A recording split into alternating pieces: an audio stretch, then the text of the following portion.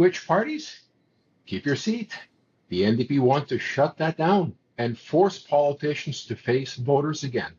Today I was pleased to introduce Bill C-278, legislation that would require members of Parliament to cross the floor to obtain the consent of their voters in a by-election. It's elementary that in a democracy, elections are the foundational opportunity for voters to express their democratic choice. So when parliamentarians cross the floor to sit with another party other than the one that they are elected for, the will of the people who elected them is altered. This has a corrosive effect on our democracy. Voters lose trust in elections. The prospect of MPs being enticed by backroom deals emerges. And the notion that only government members get resources for their constituencies smacks of the pork barrel politics more reminiscent of the United States Deep South than in Canada. Mark Carney has become the first Prime Minister in Canadian history to assemble a majority government through floor crossing instead of through the ballot box. The balance of power in this House was shifted, not by voters in an election, but by political operatives in the back rooms, holding private conversations hidden from the public. While that may not be illegal, it is suitably, inherently undemocratic. Now, when governments are built not on the mandate of voters, but on the private calculations of politicians, the very legitimacy of our institutions is called into question. It must not be allowed to happen again. Wow. So, to make it very clear, Don Davies' bill is a private member's bill. And unfortunately, because some of the private members' bills should really be pushed to the front of the queue, but they're not. It's number 200 and some odd. So it's going to be a while before it ever makes the floor of the Commons for any kind of debate or to even be approved for debate. Unfortunately. However, he makes some solid points, and you know I have no use for this floor crossing fiasco that we witnessed over the last couple of months as Carney and the Liberals maneuvered to get their majority. Right. I totally agree with what Davies was saying in the fact that, to me, as I've said before, I vote for an individual representing a party that I think has the issues that I want addressed, has some kind of ideas to address those issues. And the leader I would feel comfortable as the Prime Minister leading our country, and proud to have the individual leading our country and representing Canada on the international stage. However, the minute that the individual I vote for decides, well, okay, I might get a better deal over here, and who knows what, they all say nothing's been offered as such. That's the standard line, at least initially. Eventually you find out there's some perhaps little things on the table that, Anyway, but the whole thing, well, I think I can serve my constituents better. Well, if you think that way, and especially if you were a Conservative or an NDPer, you knew what the polling was saying and how quickly the polling turned around once the Liberals got Carney in as leader, then you should have just resigned from your party and bought a Liberal membership, joined the Liberal Party, and say to them, your local riding association, I'd be interested in letting my name go forward as a candidate for the Liberal Party.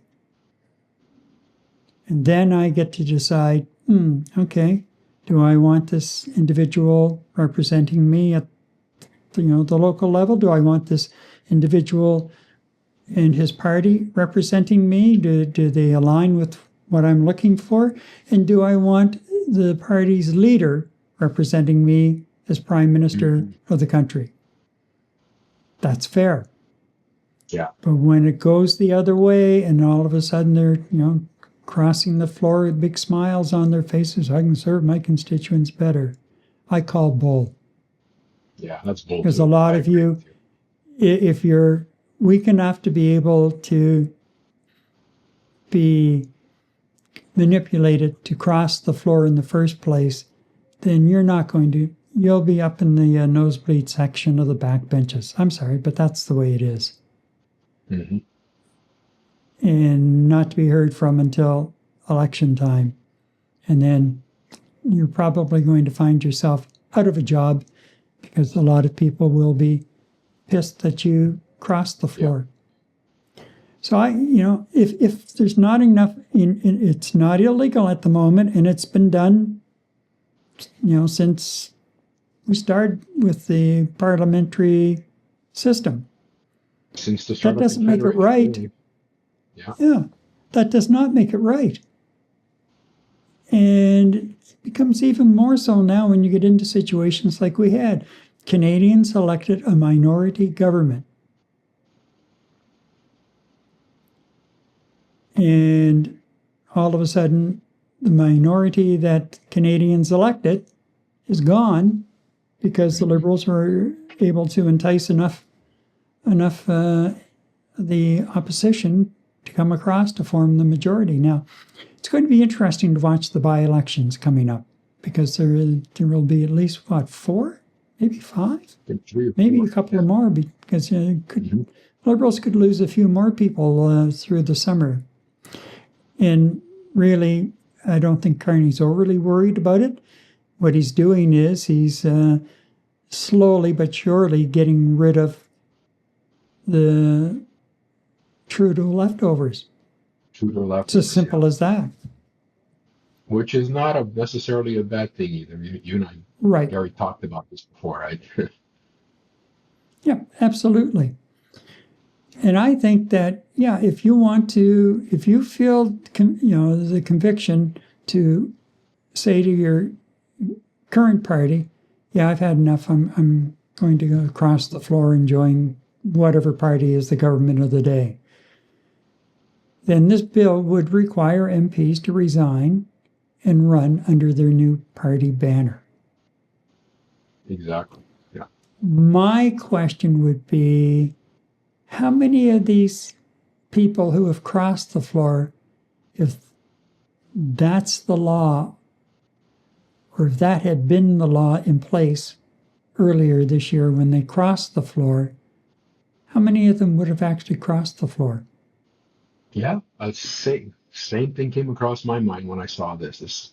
Would the 5 people at Carney's 5, would the 5 crossers have actually crossed if these rules were actually in place? And I think the suggestion was if they do want to cross, they sit as independents until a by-election is called, which is, I think there are laws in terms of how shortly thereafter a by-election's got to be called. Do you really think they would get reelected?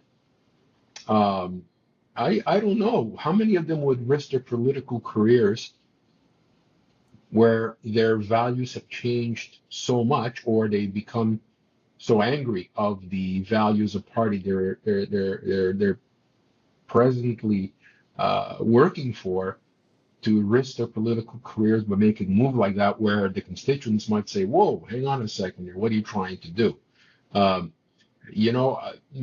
Ourselves here in Griffinton, in our section here, if our MP decided to pack his bags and move over to the other side of the floor, I wouldn't be happy, and I know you'd be chewing on raw leather in your shoes if this happened. I would not be happy if that happened, because I didn't believe in the values of the Conservative Party, and some I agreed with, a lot I didn't.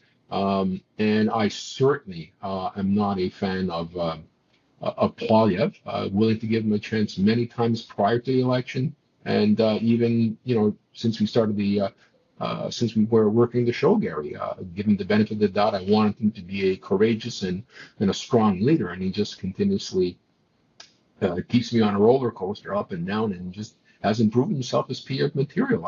I would be freaking unhappy. And you know what? Justifiably, the conservatives, and not so much from a political perspective. Pierre Poilievre's got to take a look at why these people, 4 out of the 5 people from the Conservative caucus, left for the Liberal Party. He's got to look in the mirror, and we talked about that. What I really feel bad about is the people who elected these officials as part of the NDP. I think there was 1 from the NDP and 4 from the Conservatives that moved. I would be very, very upset that all of a sudden my vote was pretty much garbage. I would not have been happy. So when I saw Don Davies present this, I was extremely up for this. I really want to see this get pushed through. But we've talked about this before, Gary. What government today or in the past actually has a stomach to listen to this? You mentioned it's 200 and something on the agenda list. Absolutely, this should come into top 5.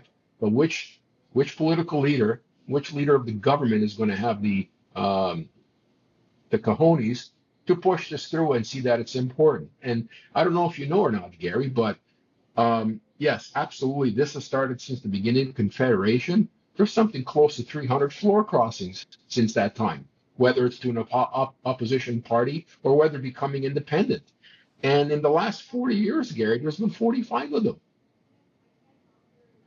There's been 45 floor crossings, which is a lot, Those are the rules today, and that, in effect, is going to continue happening. I don't like it. You don't like it.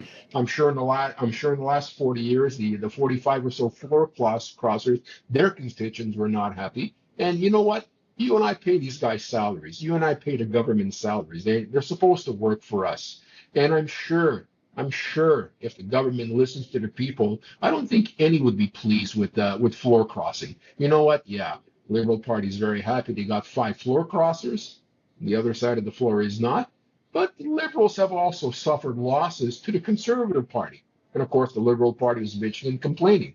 So I'm just looking at here just some very quick information. Wild guess, Gary, how many times has a proposal like this come through in the last 25 years? 5. 9 times. 9. 9. It's actually happened 9. It's defeated, died, did not pass, died, defeated, did not pass. And this is not the first time Don Davies actually pushed for this. I think it's his 3rd or 4th time. So since 1999, yes, it is. Yes. Yeah, since 1999, there have been 9 separate occasions where someone has tried to correct this stupidity, in my opinion, correct this absolute stupidity, and it just never makes it anywhere. So it goes back to what we had said sometime. Who is going to have the political clout and motivation to pass this? The party that's actually sitting in the big chair, the prime minister is sitting in the big chair. Why should he do that? I mean, he's won the seats, right? I don't know, Gary. I really believe. You know what? If there was such a thing as a Canadian referendum, this is one of the questions I would put down on the Canadian referendum question to everybody right across. Here are 10 questions. What do you feel about these particular views on how Canada should be run? This one here should be right on top, where it gives Canadians an opportunity to say, you know what? We no longer want to enable floor crossings. Get a law in place, and here are the rules. No floor crossings unless we get an opportunity to revoke in our jurisdiction. That's my opinion, Gary. So I'm getting a little emotional here. I'm with you. This is just not right. You know what? Great. Liberal Party not have a majority. Okay, it is what it is. But I would not be happy if my candidate here would move over to the other side, to the opposition. I remember Poilievre mentioning this a few months ago and not being happy with the fact he was bleeding MPs to the Grits.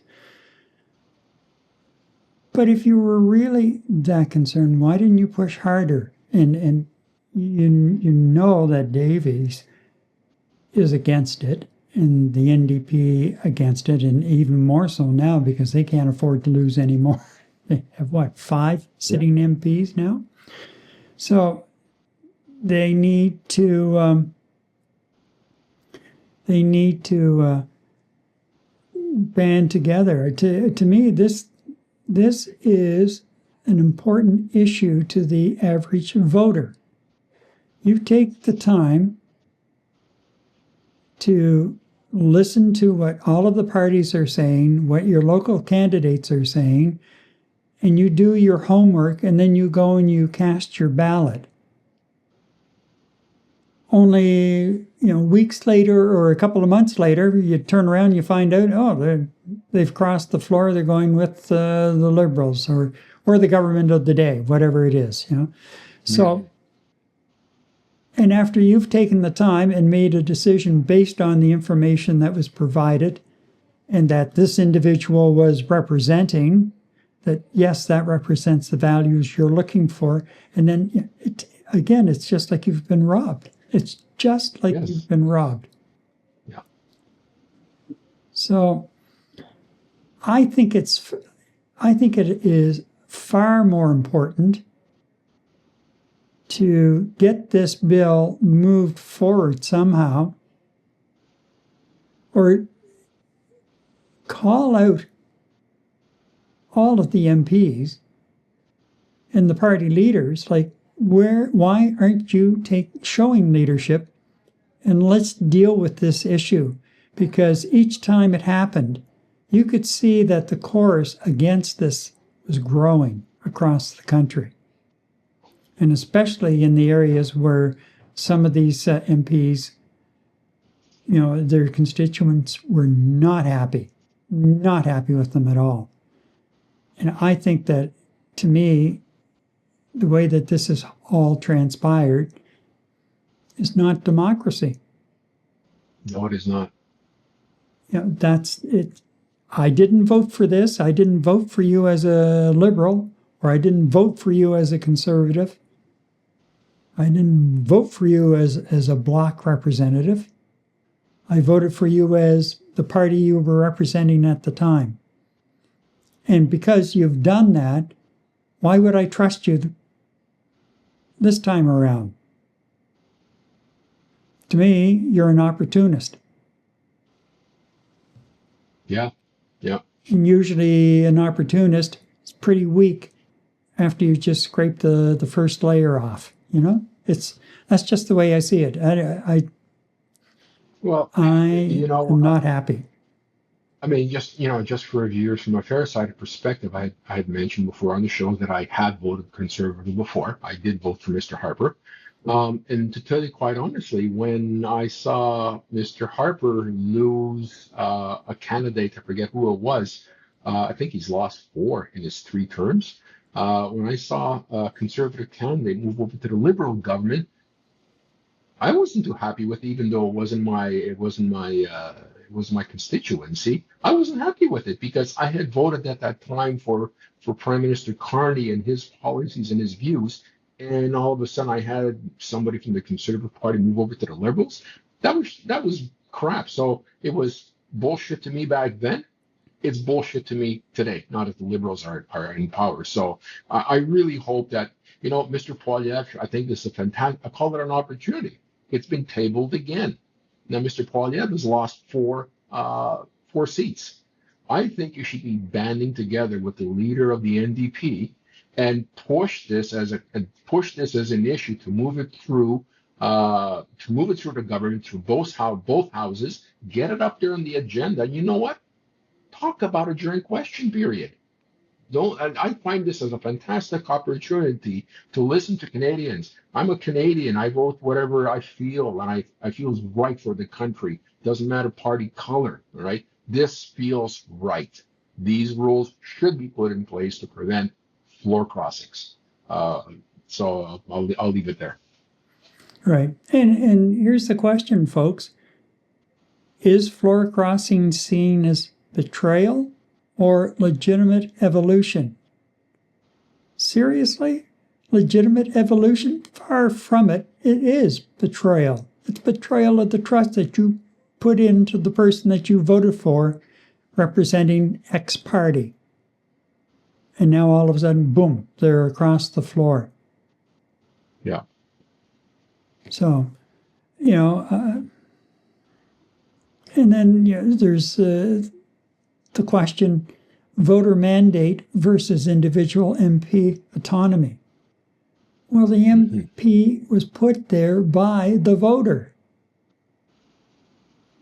It's as simple as that. Yeah.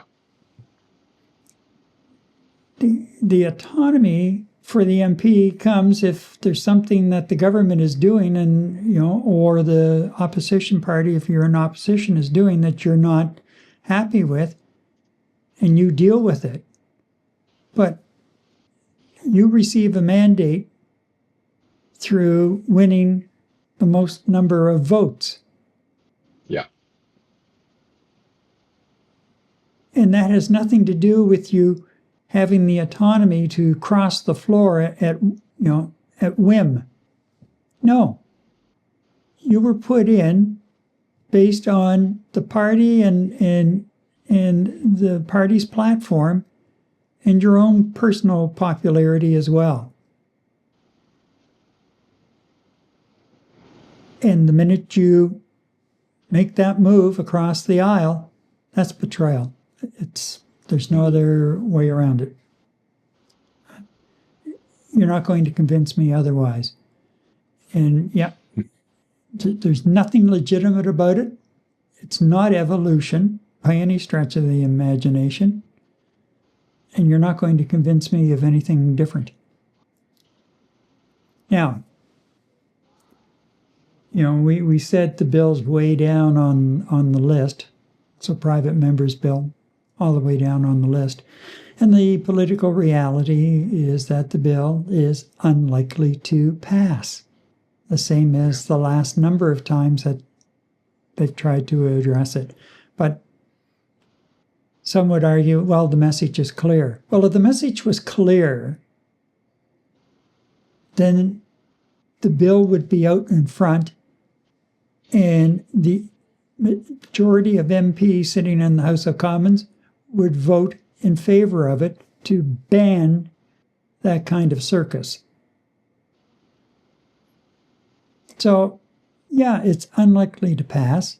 It'll be dealt with at some weird hour of the day or evening when nobody's watching. Mm-hmm. And that'll be it until the next round. And the very fact that right now, anyway, that it's happening like that is, to me, the message isn't clear enough. We're not holding the MP's feet to the fire.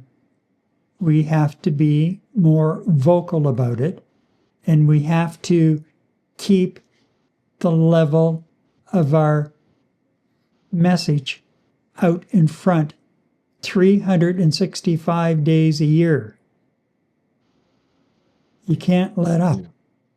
Eventually, to get the message. I guess, as you and I as voters, how you and I are two voices. How do we get this across to them that this is important to voters across Canada? I mean, everywhere, any newspaper, any media outlet you look at, where you have a local reporter commenting on these floor crossings, and every one of them is going to say that people are not happy with this. How do we get this to the attention of the leaders of our country that we the people that pay you, people that vote, don't like this?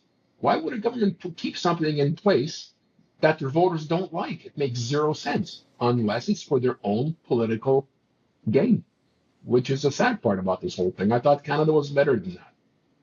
Well, part of the problem is, Eddie, is our 8-second attention span. Mm-hmm. And the fact that, it pops up in front of us and we're on board right away. Like, no, this is wrong.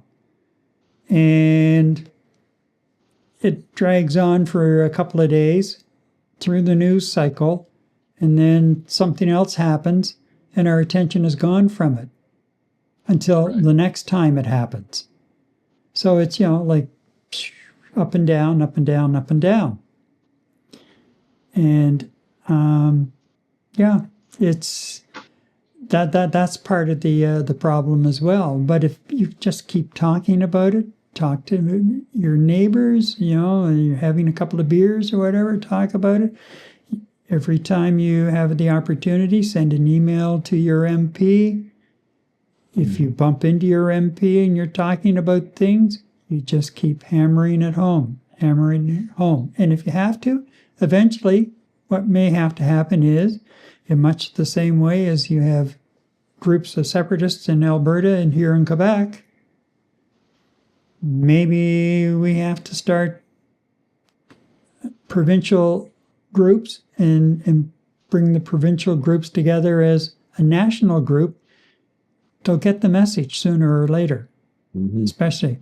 Like the one thing about it that I've always taken away from politics is, when you used to go door to door to get signatures on a petition, and then you would take the petition in and present it to the council, the municipal council, or to your MLA, MNA, or your MP, and it would go in the file, and that would be the end of it. It was a great exercise in democracy and a great way to meet your neighbors in your neighborhood, getting all of those signatures. Now you can do it online. It's even easier to gather signatures. But it's also just as easy to forget about it. Because the one thing that politicians really understand is not names on a piece of paper. They see bums in the seat, and they see faces that are not so friendly attached to the bums in the seat. That's when all of a sudden the light starts to go on in a politician's head. You've got to put the bums in the seat in front of them. Yeah. And eventually I hope that things start to move. I really do. Well, I think that's what we have to start doing. I really do, because it's ridiculous. Anyway, our takeaway? Well, our takeaway, this is less about law, and absolutely, as mentioned by a lot of our chat responses here, it's more about trust, ladies and gentlemen. Pure 100%, it's more about trust.